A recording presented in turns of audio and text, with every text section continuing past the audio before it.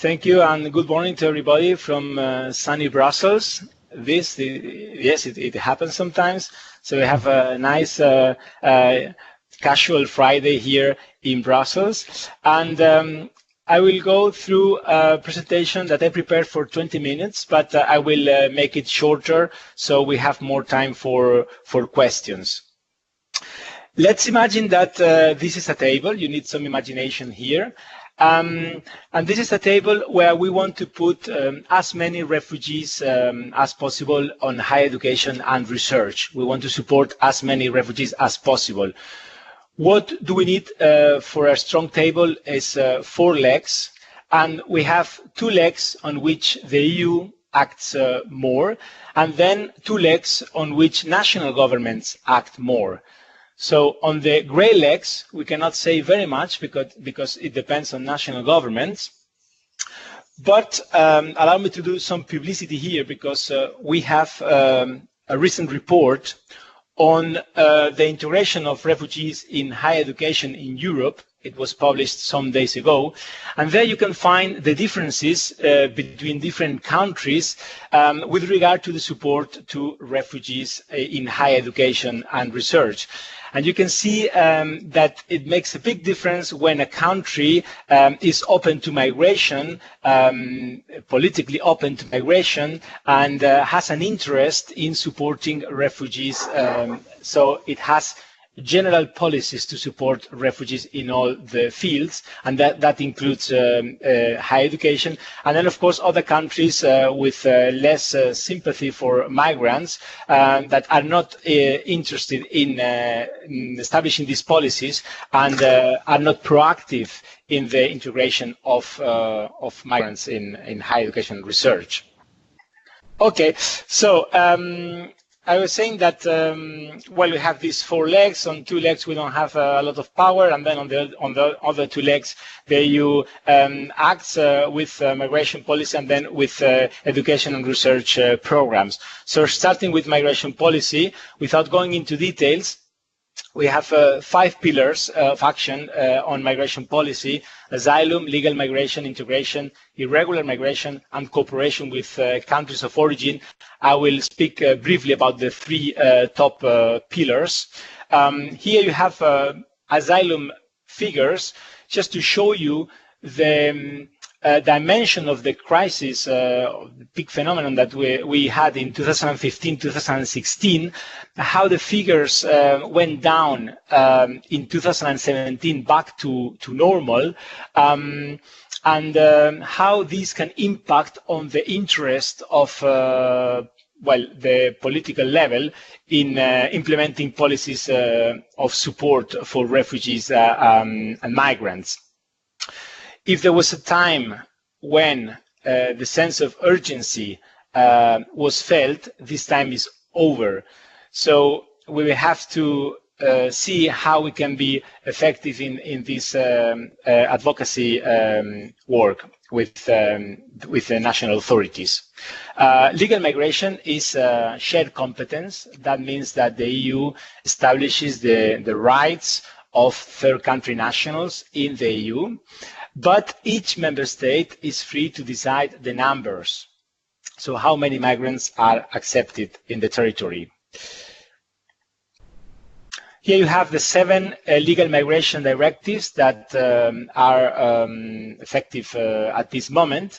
I will focus on the Students and Researchers Directive that was adopted 3 years ago, and that the 25 member states that implement the migration acquis have to implement, had to implement by last year. So now the Commission is monitoring which member states did it and which didn't. This directive affects third country nationals coming to study and to do research, and for other purposes that are not so relevant today, coming, I was saying, for more than 90 days. So this is the case for of most students. What is the added value of the directive? Well, that it establishes the conditions for admission of third country nationals coming for studies or research, and that means that person fulfilling the conditions has to be accepted in the territory. So member states have the option to add some additional conditions that are here on the bottom, but they cannot add others.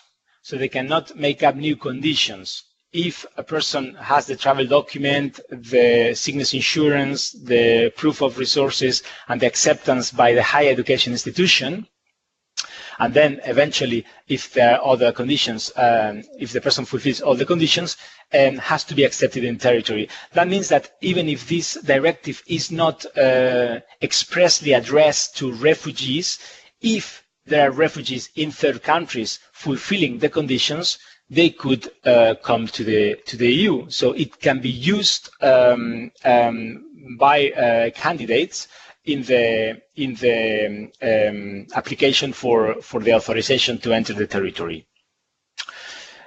I will not go very much into details about the directive or the treaties. On integration, the European Commission cannot harmonize national policies, but can propose coordination measures and can foster the exchange of ideas. After 2020, we don't know how the funds will be organized, but we have already proposals by the Commission, and you have to pay attention not only to the actions that we can finance via Erasmus, but also to other funds that can be relevant for the integration of higher education of students and researchers in refugee students and researchers. And these are the Asylum, Migration and Integration Fund that will address mainly integration measures in a first phase, and then the European Social Fund that can also help in integration for a longer term. So you have to also follow the evolution of the decisions regarding these funds. Then if we go to the fourth leg on education and research programs at EU level, these are the main instruments that concern the target group today. I will briefly describe what Erasmus Plus does for refugees at this moment. In the EU, we finance strategic partnerships outside the EU, capacity building projects, and then we have also worked on the recognition of qualifications held by refugees that you can find on this website, and we have also a program for support, for linguistic support of students, and also refugees can benefit from this program. So far, around 10,000 refugees have benefited from this program. Strategic partnerships are innovative practices that are reflected between different actors active in the field, and we have already several strategic partnerships that concern the coordination of measures, the support measures that universities can implement for refugees. And outside the EU, we finance capacity building projects where institutions from the EU work together with institutions from third countries for the modernization, accessibility, internationalization of the curriculum, and also to improve the quality of education.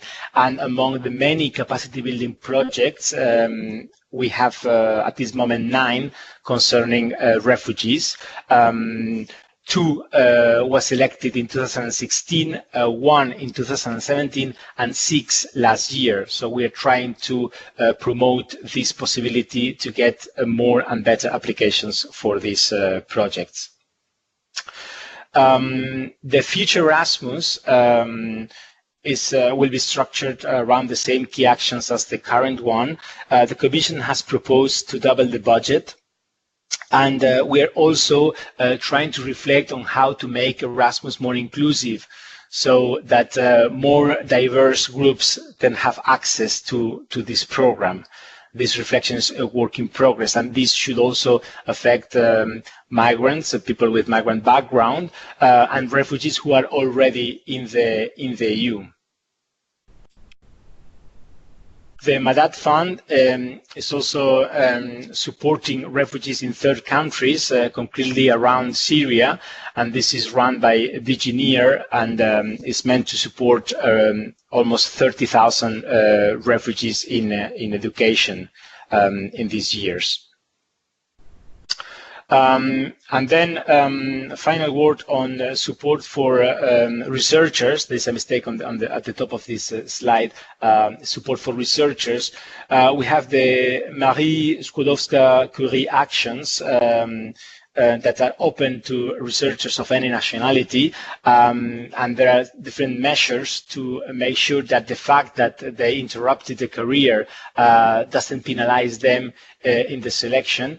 So there are some measures supporting refugee researchers, and then you have the calls under the Science for Refugees that you know very well, because if I understood correctly, this project is part of this call. I think that as an introduction, this will do, and I'm of course ready to take questions afterwards. Thank you.